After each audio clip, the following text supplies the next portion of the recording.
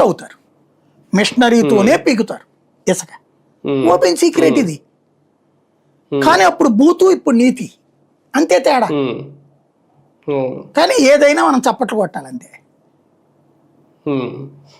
అంటే ఒకటి సార్, ఇవన్నీ అంటే ఓకే, ఇవన్నీ ఏ పార్టీ అధికారులు ఉన్నా ఏదో రకంగా జరుగుతూ ఉంటది. కాకపోతే వీళ్ళు ఉచిత ఇసుక అని చెప్పి, లేదంటే ట్రాన్స్పోర్టేషన్ ఛార్జెస్, లోడింగ్ ఛార్జెస్ మాత్రం వసూలు చేస్తామని చెప్పి అంతకుమించి వసూలు చేయడం, ఇవన్నీ వీళ్ళకి కూటమిలో ఉన్న నాయకులకే నచ్చకపోవడం, అది వార్తల రూపంలో రాసిన, ఎక్స్ వేదికగా చెప్పిన, కూటమిలో ఇవి కూడా ఒక రకంగా రాజకీయ చిచ్చుకు తెరలేపుతాయా భవిష్యత్తు? ఆయన ఏం కూటమిలో లేడు కదా, ఇప్పుడు బొలిశెట్టిని బయటికి పంపించేశారు కాబట్టి రాశాడు ఆయన.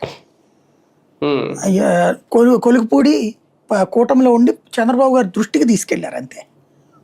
కూటమిలో ఉండాలంటే అవి జరిగితే తాట తీస్తాం, తోలు తీస్తాం, కఠినంగా వ్యవహరిస్తాం, చర్యలు తీసుకుంటాం, ఎవరిని వదిలిపెట్టాం, వాటి వెనకాల వైసీపీ హస్తం ఉంటుంది, వైసీపీ మనుషులు ఉంటారు అంటూ రోజు ఉపన్యాసాలు ఇవ్వాలి.